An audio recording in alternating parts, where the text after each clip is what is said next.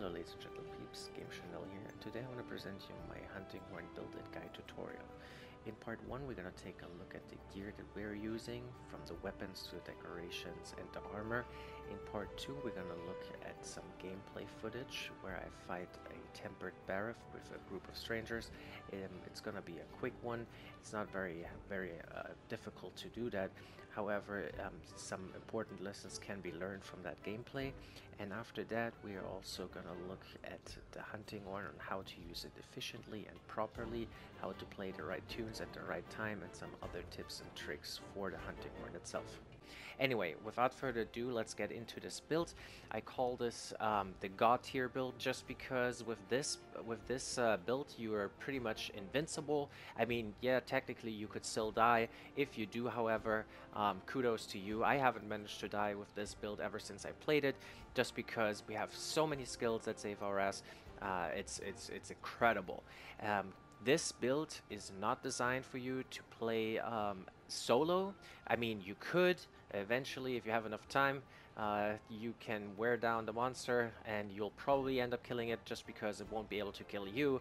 However, it's not efficient at all. I don't recommend it. This is strictly a build for you to use in a group. You let it be strangers or friends. I recommend 3 other people just to get the most out of it. But whatever you want to do, I would just not play it alone. Alright, anyway, this build is a lot of fun to play. I highly recommend you trying it out. You'll be the hero of the group because you apply a lot of buffs. You'll never faint.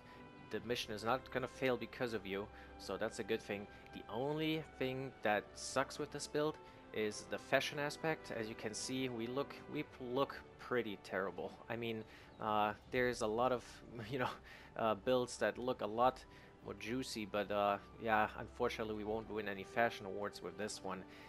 So yeah, but before this gets too long, let me go into the gear. Alright, so we started with the Basil Helm Beta, and that gives us earplugs level 2 and a decoration slot, 2 decoration slots actually, a level 3 and a level 1. We have the Current Jacket Beta, that gives us a level 1 decoration and also Divine Blessing level 2. Kadachi Vambraces Beta, level 2 decoration and Evade Extender 1. Basil Coil Beta, level 3 decoration plus earplugs level 2. Kushala Cruise Beta again, then that gives us Evade Extender level 2 and a decoration slot which is level 3. The Tremor Charm gives us 2 levels of Tremor Resistance, the Health Booster and the Rocksteady Mantle, and that's just because, you know, the Health Booster, you're already helping your team with the buffs, but you might as well go all the way and heal them, and then the Rocksteady Mantle is just so you don't get interrupted while playing your music. So let's look at the skills in total. We have Earplugs level 5, 4 levels come from the gear and 1 level from the decoration. That nullifies all weak and strong monster roars, so all the time, you remember this probably from all the other builds and weapons that you're playing. When the monster roars, you get stunned, you can't do anything, it interrupts whatever you were doing. Usually in the most awkward timing, you're gonna do a jump attack and someone roars, or whatever it is, you play a melody, you do an attack and the monster roars, you get interrupted. It's super annoying. Then we have Stun Resistance level 3, that actually comes from decorations only, I'll show you that in a second. Tremor Resistance level 3, that nullifies all minor and major ground tremors.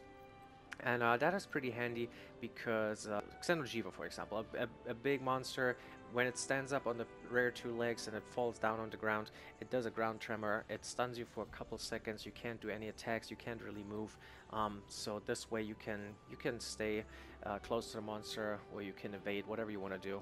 Then we have Evade Extender. This is just a must-have. I mean, we have no way to defend ourselves, so being able to jump and evade even further, really important.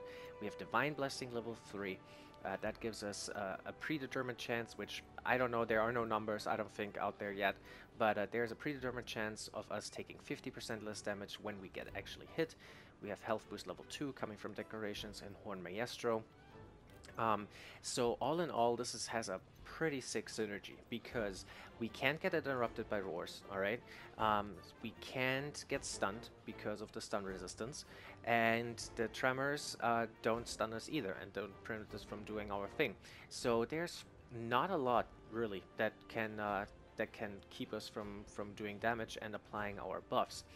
Now, we shouldn't get hit in the first place, right? Because we have evade extender. There's no reason for you to get hit just because the distance that you can, evade is just so large. Maybe there are, sometimes once in a while you do get hit. However, obviously when you're playing a melody and you can't get out of the way because you want to finish playing the melody, you do get hit. It's okay because we still have Divine Blessing, so we still have a chance of just taking a minimal amount of damage, not even worth taking out a potion for, to be quite honest with you, because we also have health boost, and that gives us an additional 30 health. You could also extend the health up to 50 if you feel like it. You can just switch out a gem. And then we have Horn Maestro, which is important just because it extends the melody effect duration, and it also increases the health recovery if we have a horn that plays health recovery tunes. Alright, so now that we talked about the skills, let me just go into the decorations builds real quick before we go and talk about the different kind of weapons that we can use. So for decorations, we have 3 steadfast jewels that gives us the stun resistance. I have them in the weapon itself. For this particular weapon, I like to have the stun resistance. I don't run it in every variety of the builds that I have for the hunting horn. I usually switch out the horns depending on what monster I fight, but for this particular one I prefer being stun resistant. We have the earplug jewel level 3. Now this is a mandatory one because without it we are not immune to strong monster roars, so this is a must-have, but it's very easy to get. I probably got like 10 or 15 of those already, so that should be easy to get. We have a protection jewel that gives us Divine Blessing all the way to level 3. This might be a little harder to get. I don't know. I only got one so far. So if you don't have it, not a big deal. Just keep farming for it. Taking 30% less damage is already pretty good. I mean, it's just that much better if you obviously always take 50% less damage when this effect actually does kick in. So it's worth grinding for it. Vitality jewel right here and in the coil as well, just placeholders, and I like to be a little bit more beefier. I hate getting one-shotted, let's say from a tempered elder dragon. Let's say the divine blessing doesn't kick in and you actually do get hit from a one-shot attack. This might actually save your ass sometimes, so very important to have. We have the footing jewel to get you to level 3 of ground tremor nullification, and then we have the sonorous jewel, which extends our melody effect. And I think this is a must-have together with the footing jewel as well. You could actually, now that I'm thinking about it, you could also do the brace jewel, since you already have a level 3 slot instead of a vitality jewel if you want to. This prevents knockbacks. Knockbacks include your friends if they, if you're playing with a group and you're all stacked up, they're all melee damage dealers, you're all stacked up, you're hitting a monster. If they hit you, they can actually knock you back and interrupt you while you play your melodies or while you try to do an attack. So if that happens a lot to you, maybe you're better running off the brace jewel here, alright? So keep that in mind. Okay, so now let's talk about the weapon real quick. And I have a go-to one, and then I have a couple of recommendations. Now, for the weapons, what you have to look for are pretty much the melodies, right? You want to know what kind of melody or what kind of buffs a weapon can give. Now, depending on the monster or monsters that you're fighting, you might have to change your pipe. Your hunting horn, and that's okay.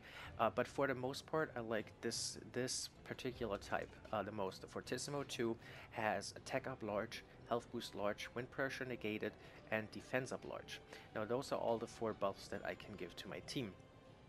Now one important thing, that a lot of hunting horns actually share the same kind of melodies. So for example, the Fortissimo 2 shares the same melodies with the Dodogama tree, alright, with the Dodogama hunting horn. As you can see on the right, attack up large, health boost large, wind pressure negated, and defense up. So this is exactly the same for all of them. However, this particular one does 798 damage, 0% affinity, blue sharpness, and 150 blast, and it has 2 level 2 decoration slots and 2 augmentation slots. This one has no element, no affinity, does less damage, still blue sharpness, only level 1 decoration slots, but 1 more augmentation slot.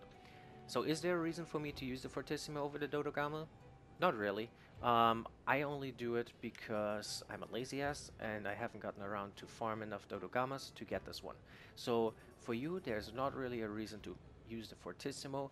The only way this would actually be more useful is instead of the stun resistance jewel, the 3 ones, you can put 3 element up decorations in there. If I don't actually have element up decorations. I don't know if they're level 1 decorations, 2 or 3. I would assume they're level 1 decorations. If they are, you could put 3 of them in this weapon. You would unlock the paralysis element, and then this would actually be kind of good because you can paralyze the enemy. So that would actually make it worthwhile, but otherwise don't use it. I'm just using it because, again, I'm lazy. Alright, anyway, another good one is the Nergigante one. This one actually plays health recovery small, so you can heal your teammates by a little bit. It also has affinity up, so your whole team has a higher chance of critical hits. And then it also plays health recovery, again a small one in the same melody, and it has earplugs large, so monster roars don't affect your team that much. That's a good one. The next one I want to talk about is the Legiana one. It gives you attack up large. The Scout Fly power-up is really not important. Sorry, this one. Yeah, I was in the wrong row. Alright, anyway, stamina use reduced large. Now this is really, really important, especially if you have friends that you play with and they play dual blades or both. Both of these are really popular right now. And so having the stamina use reduced is really, really big because they can stay so much longer in the demon mode if they play dual blades, or they can, you know, evade and shoot a lot more before they actually have to recharge their stamina. So this is pretty big. Wind pressure negated is always nice, especially if you fight like something like a Kushala. It's pretty handy. You have defense up large, health recovery small, health recovery medium to heal them even more. And if you're fighting something like a Rathalos or a Rathian and they get poisoned, you can also heal them from the poison with the antidote. Next up, again, we have the Dodogama. We talked about this. Just use it. I'm also using the Puke Puke, or Puke Puke, depending on how you want to say it. Anyway, it has health recovery small, and it has health recovery large. On top of that, it has Scout Fly power up. Now, don't worry about that part. I don't think you really need it. And you have earplugs large again to save your team from the roars. This is pretty much if you really want to heal and you enjoy healing, this is the one to go with.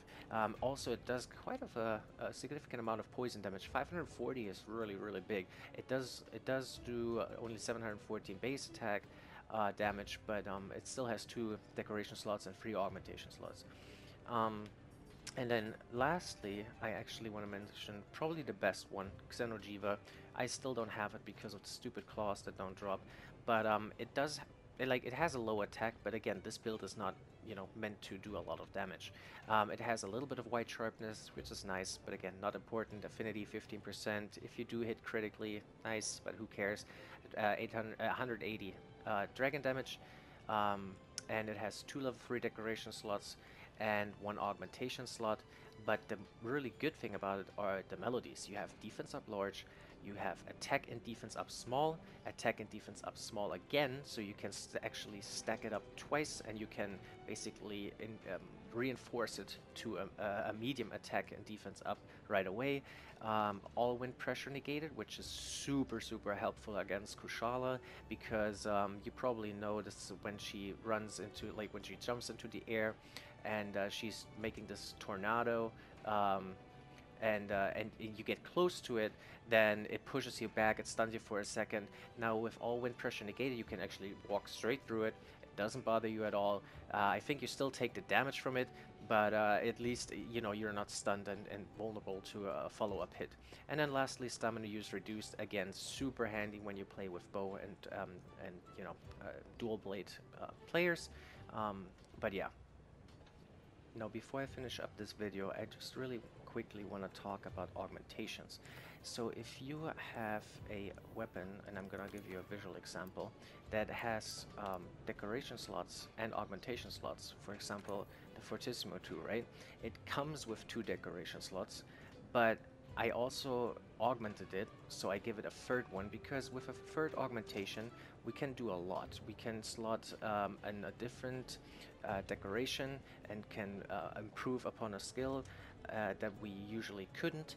And to be quite honest with you, since we're pretty much a supporter role, all the other augmentations don't really do that much to it for us. So attack increase, I mean, it's nice, but you know, again, we're not hitting that much or not that hard.